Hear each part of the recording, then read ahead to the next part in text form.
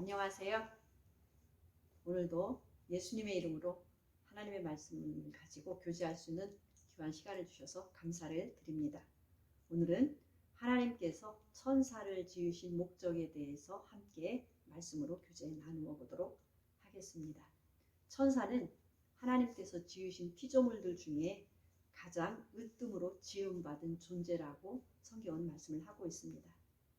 천사라고 하는 뜻은 하나님께로부터 보내심을 받은 자라는 뜻을 가지고 있죠. 성경 말씀을 보도록 하겠습니다. 느헤미야 9장 6절 말씀에 오직 주는 야훼시라 하늘과 하늘들의 하늘과 1월 성신과 땅과 땅 위의 만물과 바다와 그 가운데 모든 것을 지으시고 다 보존하시오니 모든 천군이 주께 경배하나이다 라고 하나님께서 말씀을 하셨습니다. 첫째로 하나님을 경배하기 위해서 하나님께서 천사를 지으셨다라고 말씀을 하고 있습니다. 두 번째 누가복음 1장 26절 말씀에 보시면 여섯째 달에 천사 가브리엘이 하나님의 보내심을 받들어 갈릴리 나사렛이란 동네에 가서 30절 천사가 일러 가로되 마리아여 무서워 말라 내가 하나님께 은혜를 얻었느니라 라고 말씀을 하고 계십니다. 하나님께서 천사를 마리아에게 보낸 일입니다. 그래서 천사는 하나님의 심부름꾼이기도 하구나 라고 하는 것을 알 수가 있어요. 그래서 하나님의 심부름을 하기 위해서 천사를 지으셨구나 라고 하는 것도 이해를 하면 좋겠습니다. 세 번째 시편 34편 7절 말씀에 야훼 사자가 주를 경외하는 자를 불러 진치고 저희를 건지시는도다 라고 말씀을 하셨어요. 하나님을 경외하고 섬기는 자들을 위해서 위험할 때 그를 지키고 건지시기 위해서 하나님께서 천사들을 지으셨다라고 말씀을 하고 있습니다. 이번에는 하나님께서 위기에 처했을 때 천사가 구해준 사건을 한번 보도록 하겠는데요. 사도행전 12장 7절 말씀 보겠어요. 호련히 주의 사자가 곁에 섬에 옥중에 광채가 조용하며 또 베드로의 옆구리를 쳐 깨워 가로되 급히 일어나라 하니 쇠사슬이 그 손에서 벗어진지라.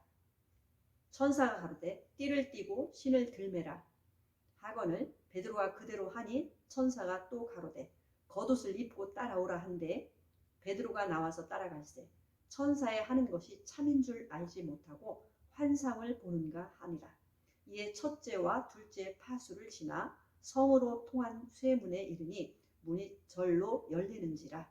나와 한 거리를 지나매 천사가 곧 떠나니라 라고 하는 말씀이 기록이 되어 있습니다. 이 사건은 베드로가 복음을 전하다 감옥에 갇혔어요. 그래서 너무 예수님 믿는 사람들을 죽이고 핍박이 심했기 때문에 베드로도 다음날 죽을 수도 있는 아주 위급한 상황에 처해 있었던 겁니다. 그래서 교회는 이 베드로를 하나님께서 구해 주시도록 간절히 기도를 하고 있었습니다. 그때에 하나님께서 천사를 감옥에 보내신 거예요. 감옥에 천사를 보내서 베드로를 깨워서 끌어내는 일을 합니다. 그래서 무사히 감옥에서 베드로를 구출해낸 사건을 기록을 하고 있는 겁니다. 그래서 하나님께서는 천사들을 하나님의 사람들이 위급한 상황에 있을 때 구출하는 일을 하는 것도 천사에게 주신 사명이구나 하는 것을 알 수가 있는 것입니다. 그래서 우리가 눈에는 보이지 않지만 우리가 위급한 상황을 만나거나 힘들 때 천사들이 우리를 돕고 지켜주고 해주는 일을 한다는 것을 이해하면 우리가 더 힘을 얻을 수 있겠습니다. 네 번째 마태복음 18장 10절 말씀에 보시면 삼가 이 소자 중에 하나도 없인 여기지 말라 너희에게 말하노니 저희 천사들이 하늘에 계신 내 아버지의 얼굴을 항상 배움느니라 라고 하는 말씀이 있습니다. 소자라고 하는 말은 작은 자, 심히 작은 자라는 뜻이잖아요. 하나님을 믿는 심히 작은 자라 할지라도 그에게는 천사가 있다라고 하는 거예요. 그 예를 지난번에 공부한 것처럼 나사로가 이 세상에서 거지로 살다가 죽었잖아요. 그가 죽었을 때에 천사에 받들려서 아브라함 품에 들어간 걸 볼 수가 있습니다. 비록 이 땅에서는 거지로 힘들게 살았지만 그를 지켜주던 천사가 있었고 그의 마지막을 받들어서 천사가 나사로를 받들어서 아브라함 품으로 인도한 것을 볼 수가 있습니다. 그래서 아무리 작은 자라 할지라도 천사가 지키고 하나님께 보고하고 있기 때문에 우리는 서로 인간관계에서 사람을 존중하고 사랑하는 것을 우리가 열심히 예수님을 닮아서 배워가면 좋겠습니다. 자, 이번에는 히브리서 1장 14절 말씀도 보겠는데요. 모든 천사들은 부리는 영으로 구원 얻을 후사들을 위하여 섬기라고 보내심이 아니뇨라고 하는 말씀이 있어요. 자, 천사를 지으신 목적 다섯 번째는 모든 천사라고 표현을 했거든요. 심부름하는 영으로서 모든 천사들은 심부름하는 영으로서 구원 얻을 하나님의 후사들을 위하여 섬기라고 보내심이 아니뇨라고 말씀을 하셨어요. 궁극적인 목적은 천사를 지은 궁극적인 목적은 하나님의 아들들을 섬기라고 보내신 종이다라고 말씀을 하고 있는 것입니다. 그러니까 하나님의 아들들을 위해서 천사를 지으셨다라고 이해해도 되겠습니다. 자, 고린도전서 13장 12절 말씀도 보겠는데요. 우리가 이제는 거울로 보는 것 같이 희미하나 그때에는 얼굴과 얼굴을 대하여 볼 것이요 이제는 내가 부분적으로 아나 그때에는 주께서 나를 아신 것 같이 내가 온전히 알리라 라고 하는 말씀이 있어요. 우리가 지금은 육체를 입고 있기 때문에 하나님의 아들의 신분을 얻었지만 천사처럼 우리의 겉사람이 능력이 더 뛰어나진 않아요. 그래서 어떤 면에서는 천사의 도움이 항상 필요한 존재로 살아가고 있습니다. 그러나 오는 세상에서는 하나님의 아들의 신분을 얻고 신령한 몸으로 변화된 그 세상에서는 이제 하나님께서 나를 아신 것처럼 우리도 온전히 알 때가 온다라고 하는 거예요. 한 군데 더 볼게요. 고린도전서 6장 3절 말씀인데요. 우리가 천사를 판단할 것을 너희가 알지 못하느냐? 그러하거든 하물며 세상 일이랴 라고 하는 말씀이 기록되어 있습니다. 그러니까 지금은 우리가 천사를 판단할 능력이 사실 부족해요. 그러나 오는 세상에서는 하나님께서 나를 아신 것처럼 내가 온전히 알 때가 오는 그때에는 천사를 판단할 수 있는 능력과 권세도 하나님께서 우리에게 주시기 때문에 충분히 할 수 있는 일이다라고 하는 거예요. 그러면 이렇게 피조물 중에 으뜸이 되는 천사들을 심부름꾼 종으로 우리가 부릴 수 있다면 하나님의 아들의 신분이 얼마나 대단하고 놀랍고 위대한 것인지를 짐작할 수 있게 되는 것을 알 수가 있습니다. 자, 이번에는 그러면 천사들의 권세와 능력은 어느 정도인가라고 하는 것을 또 말씀을 통해서 보도록 하겠습니다. 자, 에스겔서 28장 12절 말씀에 보시면 주 야훼의 말씀에 너는 완전한 인이었고 지혜가 충족하며 온전히 아름다웠도다. 너는 기름 부음을 받은 덮는 그룹임이여 내가 너를 세우매 내가 하나님의 성산에 있어서 화강석 사이에 왕래하였었도다. 내가 지음을 받던 날로부터 내 모든 길에 완전하더니 마침내 불의가 드러났도다. 내가 아름다움으로 마음이 교만하였으며 내가 영화로움으로 내 지혜를 더럽혔으며 내가 너를 땅에 던져 열왕 앞에 두어 그들의 구경거리가 되게 하였도다 라고 하는 말씀이 기록되어 있습니다. 천사장 루시퍼에 대한 이야기인데요. 천사를 얼마나 놀랍게 지으셨는지 천사 너는 완전한 인이다 이렇게 말씀을 하셨어요. 다시 말해서 하나님도 인정한 능력 있는 피조물 중에 최고다라고 말씀을 하신 것이죠. 그 다음에 지혜가 충족했다, 지혜가 충만했다라고 하는 것이고요. 온전히 아름다웠다라고 말씀을 하고 있습니다. 이 정도면 천사가 얼마나 놀라운 존재인지 우리가 이해를 조금은 할 수 있을 것 같습니다. 그러면 천사의 능력은 그러면 어떻게 우리가 이해할 수 있을까요? 성경에서 한번 그 예를 찾아보겠는데요.